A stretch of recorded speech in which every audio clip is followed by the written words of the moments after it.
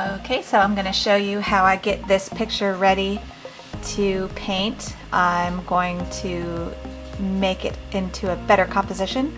I'm going to create a better composition by moving the cats around a little bit. So I'm just creating a new copy of this current picture because I'm going to flip this one so the cats are kind of leaning in towards each other. That's kind of the end goal. So I need to flip one of the pictures horizontally so that I can then move one of the cats in with the other cat so they're leaning towards each other, because right now they're kind of leaning away from each other. So that's what I'm doing right now, and just getting these all organized so that I can work on them together. I'll use mostly the rubber stamp tool to paint one of the cats into the other picture. So here I am flipping the picture horizontally, and so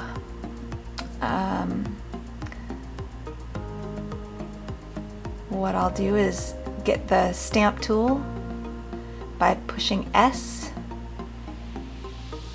and I'm going to rubber stamp one cat.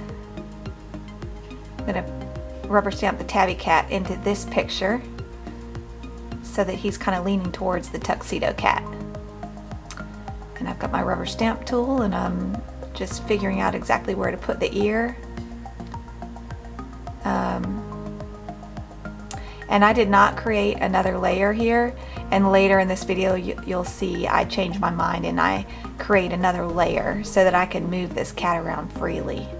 But that's what I'm doing here. I'm using the rubber stamp tool to put the cat in with the tuxedo cat so that they're leaning more towards each other. They're looking towards each other. And this is just, you know, one of the rules of composition is you want to think about where you're sending your viewer's eye. And if the cats are both, if one of the cats is looking out of the painting away from the other cat, then that kind of leads the eye away from the other cat.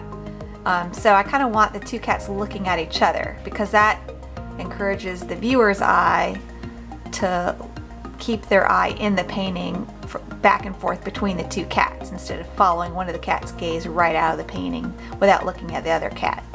That's kind of the thinking behind it.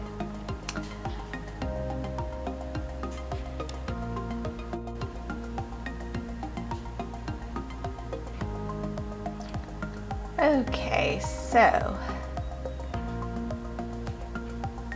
I'm going to create a new layer here. I've decided to create another layer because I want to be able to move the cat around once I get him stamped into the final image.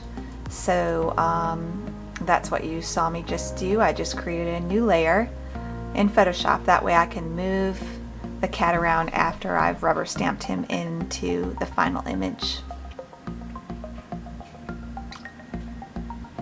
Okay, so I'm basically redoing what I did earlier, and I'm just gonna rubber stamp this kitty in, and as you can see he's now leaning in the opposite direction he was, so that he is leaning towards the tuxedo cat.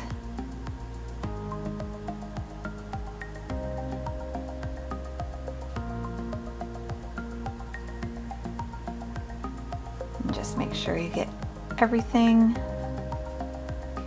when you're using the rubber stamp tool. And yes, this cat does just have one eye. The owner of the cats wanted to keep him as he was. So okay, so you can see how I moved him. It was easier to move him now that I had a layer.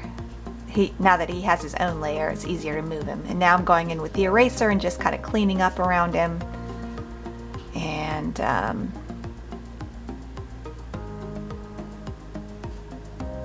cleaning up around his ear because I want the other cat's tail to show behind his ear. Erasing the old background from the other picture here so that his background matches the black cat's background. Now I just want to color in some of the blue background back into this cat. I'm going to just erase all this kind of noise in the background. I'm going to keep the background fairly simple, so I'm erasing a lot of this background. A lot of the grass in the background and a lot of the chair is going to go, and it's just going to be kind of a simple background so that I can highlight the cats with not as much focus on it being a chair in the background, which, you know, I could simplify it some and it would still look okay, but this is how the owner of the cats wanted it done. Okay, now I'm cropping it, and I'm cropping it just to the edges of the cats. When you're working artistically, I like to crop out more of the cat, but usually for commissions people want the whole body of the cat in there, unless I'm doing just the face. So I neatened that up, and now it's more just blue background. And I'm just using the other image to go back in over here on this final image to just erase some of this noise again. Oops, I got some of the cat in there, so I just keep using the stamp tool until I'm happy with, see, I'm not able to get this right, but okay, here we go. Just to quiet down the background so the focus can be completely on the cats. Now I'm going to use the brush tool because this is just getting too messy. So I used the brush tool, and I used the eyedropper tool to get the exact same blue, and now I'm just painting over it with the brush tool instead of using the stamp tool. And that just simplifies the composition quite a bit. I actually like that one stripe that's going down over the tuxedo cat's head. I just think it kind of adds some interest, so I am going to keep that. I confirmed with the owner of the cats that they like that too. I'm just saving my image right here, and I just want to invite you guys to join my Patreon subscription service, where you will be able to watch videos that I share only with my Patreon subscribers. One of the next videos is going to be how I transfer my image from what I have saved in the computer onto my painting surface. So that's the next step after this video. So if you would like to see how I do that, I will only be sharing that information with my Patreon subscribers. There are a lot of little tricks that I use, and I would love to share them with you. So just go ahead and subscribe. You can subscribe for as little as $4 a month.